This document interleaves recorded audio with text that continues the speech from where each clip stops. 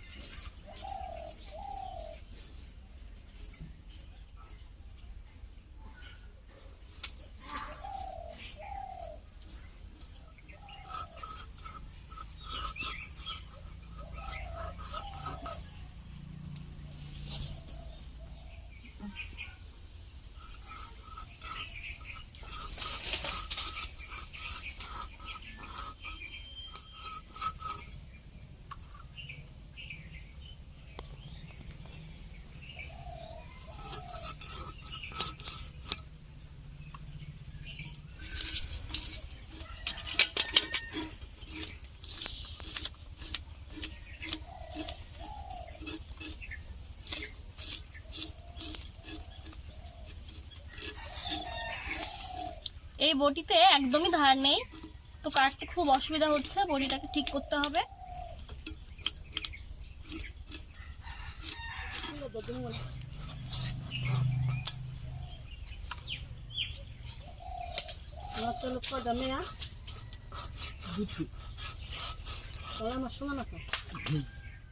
ইলিশ মাছ কেটে ভালো করে ধুয়ে নিয়েছি। এখন ফুলকপি আলু কেটে নিচ্ছি।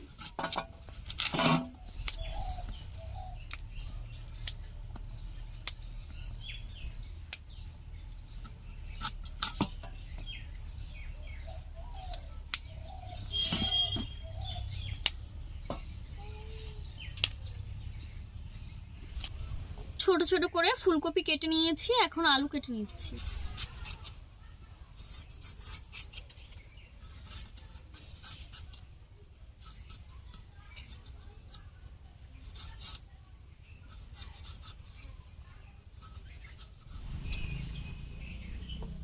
সবজিগুলো ভালো করে ধুয়ে নিয়ে বসে গেছি উনুন পাড়ে। কড়াই বসিয়ে নিয়েছি। দেখুন, কড়াইতে দিয়ে দিচ্ছি সরিষার তেল।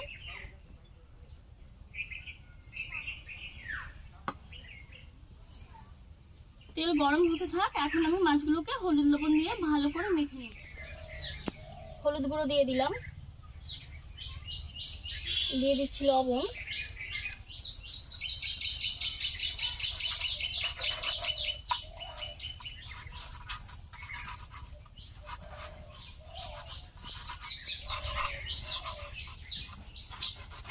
মাছগুলো ভেজে নিচ্ছি।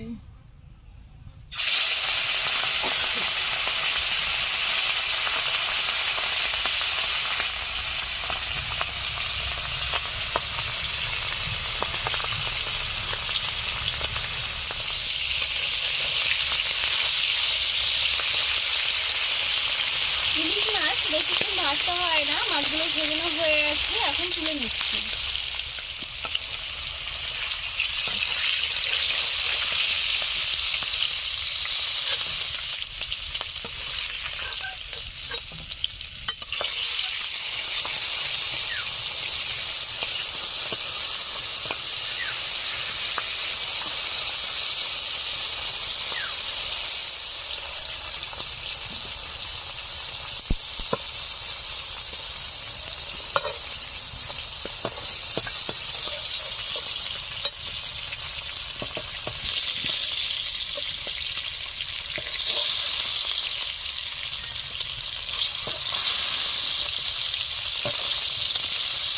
মাছ ভাজার তেলেই ফুলকপি ভেজে নিচ্ছি।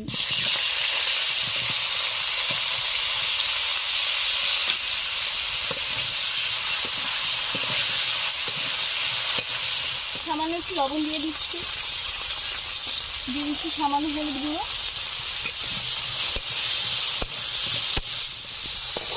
ফুলকপি তুলে নিচ্ছি।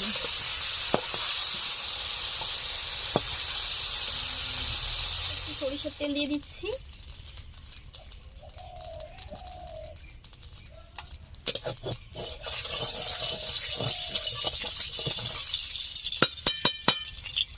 তেল গরম হয়ে গেছে, দিয়ে দিচ্ছি জিরে ফোড়নে,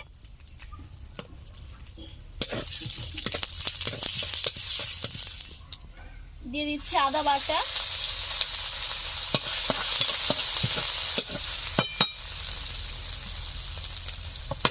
আলু দিয়ে দিচ্ছি,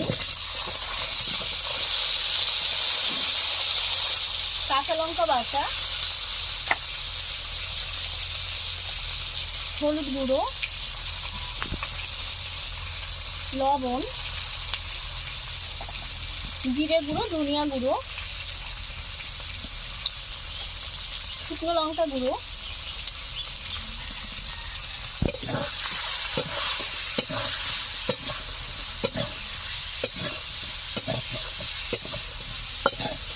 ভালো করে কষে নেব। সমস্ত মশলা দিয়ে কিছু সময় ধরে ভালো করে আমি কষে নিয়েছি। এখন দিয়ে দেবো পরিমাণ মতো জল।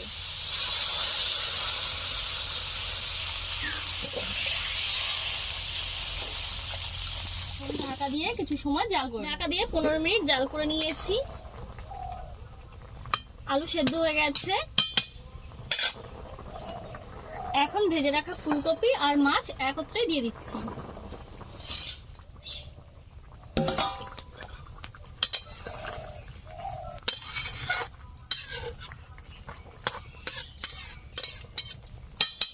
ঢাকা দিয়ে আরো 3-4 মিনিট জাল করে নেব। ঢাকা দিয়ে আরো 3-4 মিনিট ভালো করে জাল করে নিয়েছি। এখন ঢাকনাটা খুলে আরো 5 মিনিট জাল করে নেব।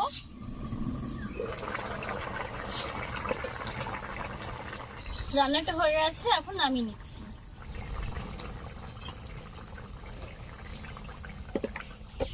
আপনারাও তৈরি করে নিতে পারেন এরকম ভাবে সহজ পদ্ধতিতে ইলিশ মাছের ঝোল।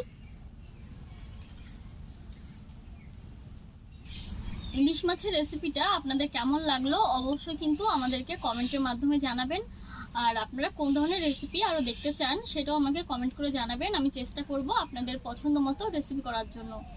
আমাদের ভিডিওটি আপনাদের মূল্যবান সময় দিয়ে দেখার জন্য আপনাদেরকে অনেক অনেক ধন্যবাদ। আপনারা সুস্থ থাকুন, ভালো থাকুন। কাল আবার দেখা হবে নতুন রেসিপির সঙ্গে। টাটা।